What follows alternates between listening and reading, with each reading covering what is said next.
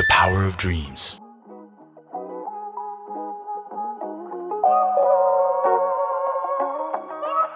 Ya, tahun baru, mobil baru dong. Di sebelah saya ada Honda BR-V N7X Edition tahun 2025.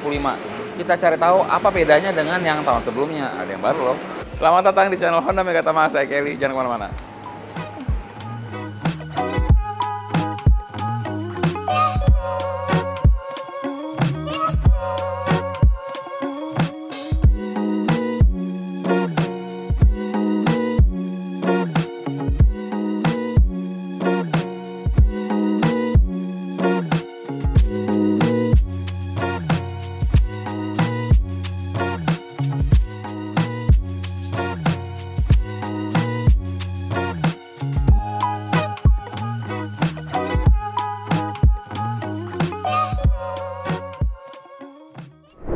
Honda BR-V generasi kedua adalah sebuah low SUV unggulan Honda yang menawarkan kelegaan kabin untuk keluarga 7 orang, desain yang keren, performa mesin yang sangat baik, dan konsumsi BBM yang irit.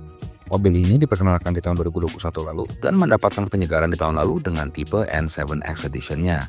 Apakah ada yang baru di tahun 2025? Kita simak yuk beberapa alasan mengapa New BR-V N7X Edition bisa jadi mobil keluarga yang Anda butuhkan. 1.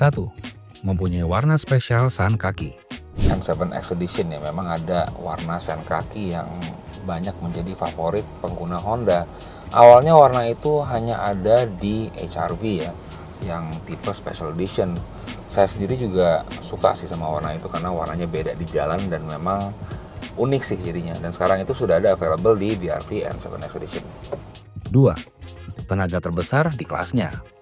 Nah, tenaganya itu kalau misalkan kita bandingkan dengan mobil-mobil lain kayak tadi kita bandingkan sama Xpander Cross, kita bandingkan sama Rush, Terios, dan juga kita bandingkan sama Stargazer. Dari kertas itu mesinnya ini paling besar tenaganya. Tenaga mobil ini ada di 121 PS dan torsi 145 Nm dengan transmisi CVT ya, penggerak roda depan jadi FWD. Nah, kalau kita bandingkan dengan mobil lain kayak Stargazer, Xpander Cross, Rush, Terios, sama XL7, di atas kertas N7X memiliki tenaga paling besar yaitu di 121 PS dengan torsi ya masih di bawah dari N7X. Jadi di atas kertas ya mobil ini ya kencang sih. Waktu itu kita udah pernah bawa balapan ya mobil ini ya sama Honda Megatama, dan memang mobil ini waktu itu diadu sama HR-V dan diadu sama WRV dan mobil ini keluar sebagai pemenang. FYI aja sih, kita kalau nggak salah balapan 2 tahun lalu deh.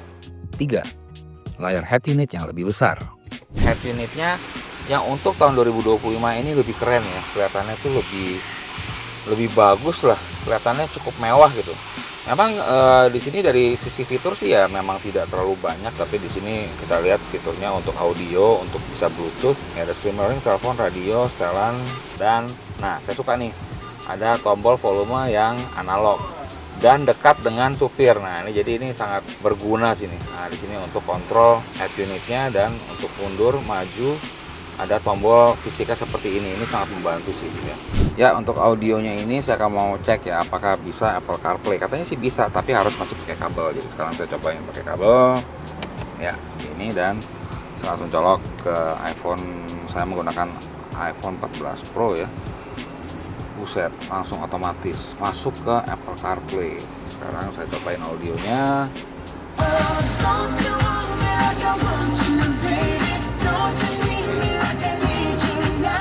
Nah, itu tadi saya nyobain pakai kabel ya, karena kalau pakai kabel tuh biasanya emang suara lebih bagus dan ternyata emang bagus audionya.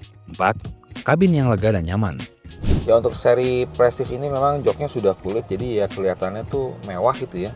Dan memang kabin untuk BR-V itu ya memang cukup lega karena memang untuk 7-seater, jadi Anda bisa membawa orang hingga 7 orang. Walaupun yang paling belakang itu kalau laki-laki dewasa seukuran saya gitu ya, mungkin ya muat cuman nggak nyaman gitu. Tapi memang kabinnya untuk mobil ini ya cukup lega lah, jadi itu bisa merupakan menjadi satu hal yang Anda jadikan alasan untuk mobil ini, karena mobil ini kalau dibawa mudik juga enak gitu ya, kabinnya lega dan juga memang sangat nyaman sih.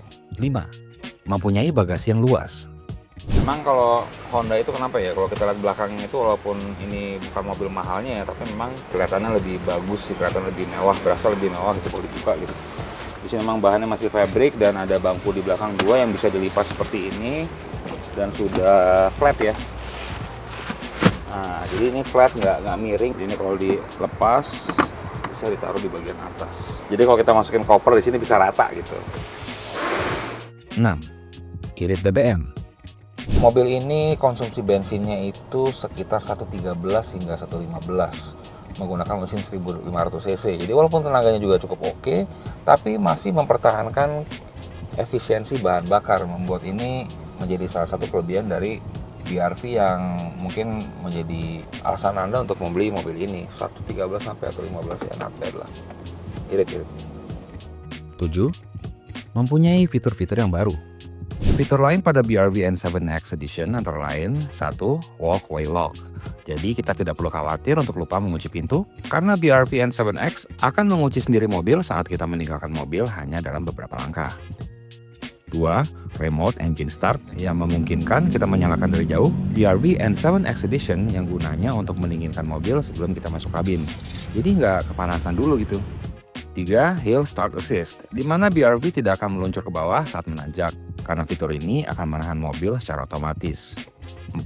Honda Lane Watch, di mana kamera pada spion kiri bisa memastikan kita sebelum berpindah jalur dengan lebih aman.